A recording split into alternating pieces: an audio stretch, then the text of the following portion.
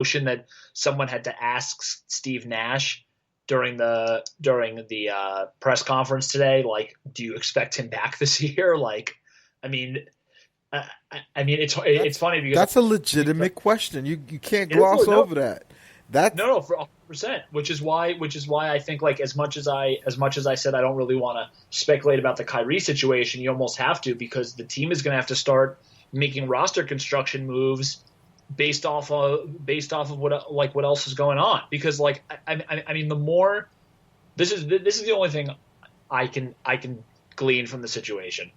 The more that comes out of him doing things that don't suggest some type of, like, uh, I don't want to use, like, mental disorder or depression or whatever it is, the more that comes out that shows that this is not quote unquote for personal reasons and it's almost for, like, political reasons or whatever it is.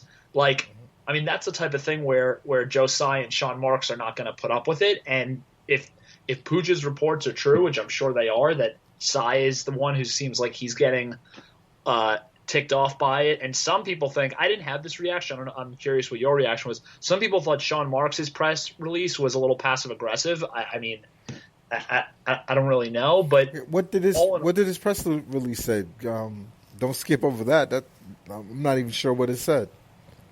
so yeah, so Marks released a statement at the end. I don't want to botch it, but basically he talked about that they were aware. He said, like, we're aware of the video on social media featuring Kyrie, yada yada yada. We're reviewing it. Kyrie remains away from the team due to personal reasons. The date of his return is yet to be finalized. We're still focused on our goals. And then his last line, and so you get to play. I guess usually we're body language doctors. Right now you got to be text doctors. It says Kyrie will have the opportunity to address his absence when he is ready to do so. Some people took that as passive aggressive. I didn't see it like that, but I the second paragraph is the one that gets me. He says Kyrie remains away from the team due to personal reason. A date of his return has yet to be finalized. In the meantime, we will continue to stay focused on our organizational goals.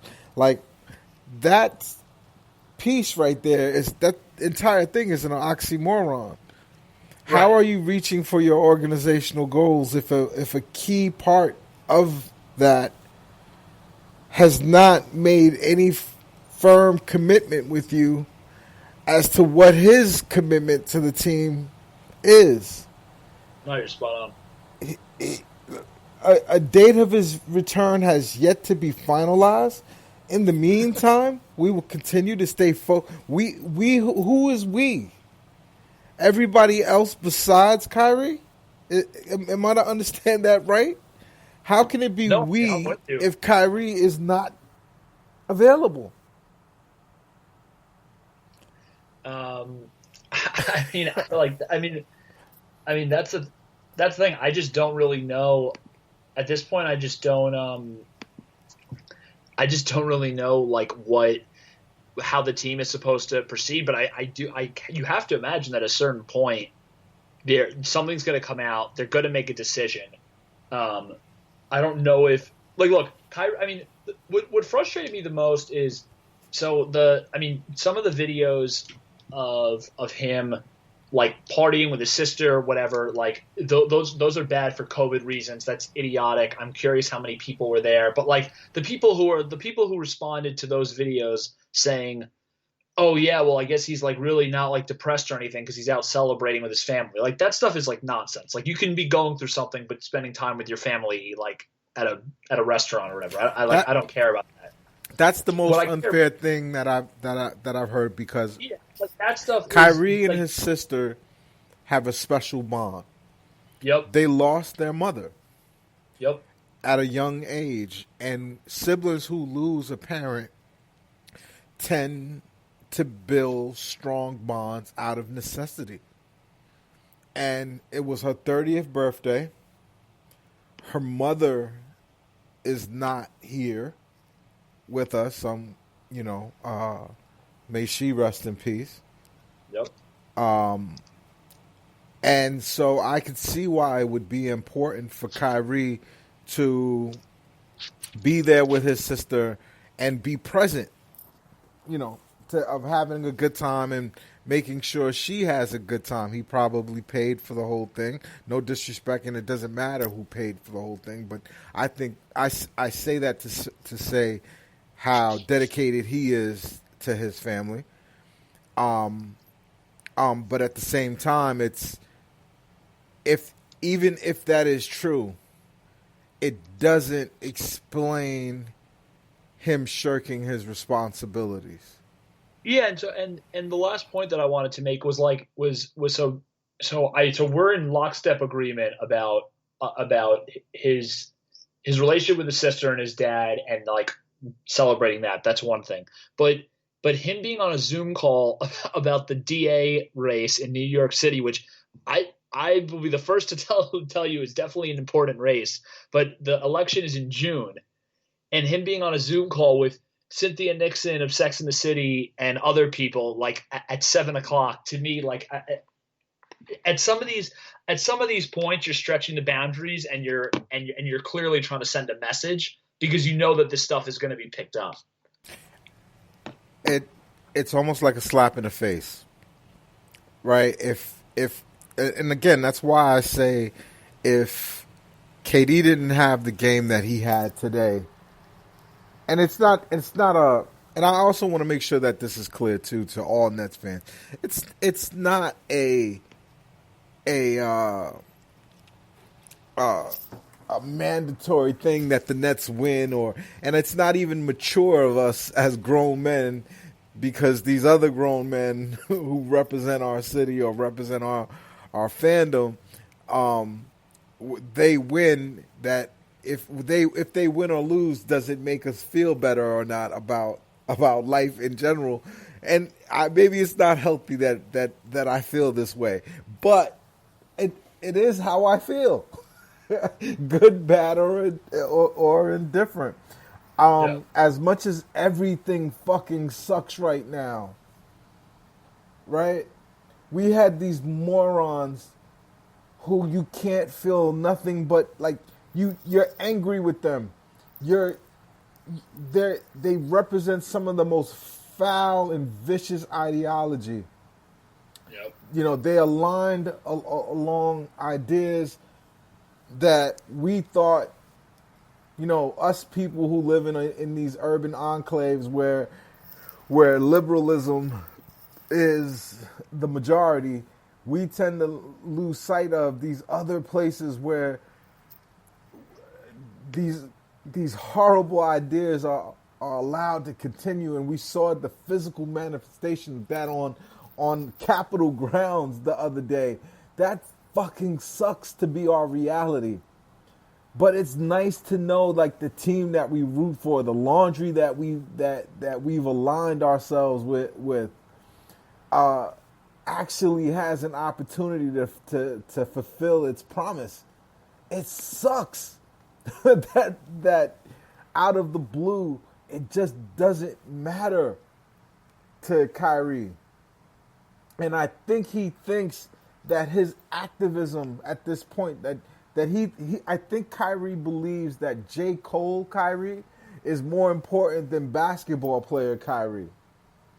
I think Kyrie is trying to be a person that maybe in his childhood he wasn't allowed to be, that his father might have decided for him at an early age that he was going to be a great basketball player. And I'm psychoanalyzing this thing because that's what we do. But this behavior that he's having makes you create these stories in your mind as you're trying to interpret why someone would let down their teammates in this way. You're not showing up for work. Grown men who get paid to win basketball games, to scout and plan, and the manifestation of their plan on the court depends on people who they've made heavy economic commitments to you. And you've decided just because you feel slighted, or just because there's social injustice in the world, that gives you the right to not go to work, that gives you the right to look at the people who've made an investment, whether it be financially or emotionally, but believe in you. Kyrie has the weirdest fan base, Sam. like they love this dude. None of them are willing to tell him that he can't rap. Like, I watched a live of Kyrie. I just so happened to be, browsing Instagram, and I'm not a big fan of Instagram. I happened to see him go live, and I was watching it, and I tuned Kyrie out, but I was just looking at the comments of people listening to this music and going, "Oh, Kai, you're amazing. You're incredible." Like, it was incredible to just see the consensus. And so, because he lives in this fog of idolatry, I think Kyrie doesn't see the world as it is, because I'm telling you, for everyone feeling bad, for a sucky week, for a week that we had to doubt what makes us American, with democracy, at least before we had the fake view of democracy. Now we're moving towards actually having a real democracy. And we have our neighbors are attacking the Capitol building for a reality TV show star. If you made a movie about this, people would say it wasn't real. Because at the very same time that this melodramatic thing is happening, people are dying every day. The other day, 4,000 people died. Nope. It sucks right now. But you want to know what? It felt great to have Kevin Durant win that basketball game and do his job. I think if I make any analysis on this game, I could talk about Bruce Brown. I could talk about, Torian Prince playing crunch time minutes and not exactly letting us down. I could talk about Karis LeVert not necessarily being a primary ball handler. He looks like he needs another guard on the floor to create for him. I think he's telegraphing his plays. I think defenses are starting to have a book on him. The scouting reports are out on Karis, so it's going to be tougher for him to score. He should have someone else who can handle the ball in that second team lineup, and it's not there.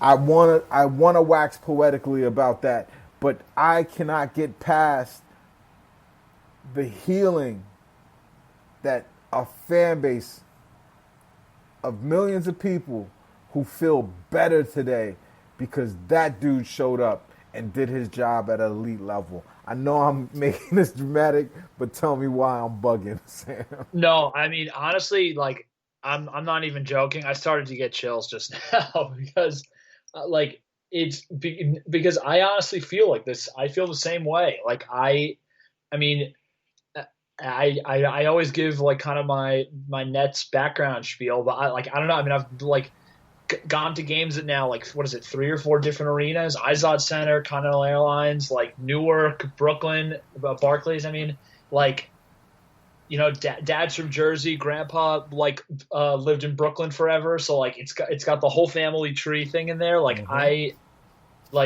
I love this as much as I love the Mets, as much as I love the Giants. This team hits differently, and the excitement about this year and the waiting that we did, especially post like Billy King, and like the falling in love with this team during like the Jason Kidd, the Marbury to Jason Kidd era, this was like a big bummer this week. It sucked to like have you have two stars, and like the first year they were basically both out for the rest of the year, and now this year you have Dinwiddie out, and then Kyrie goes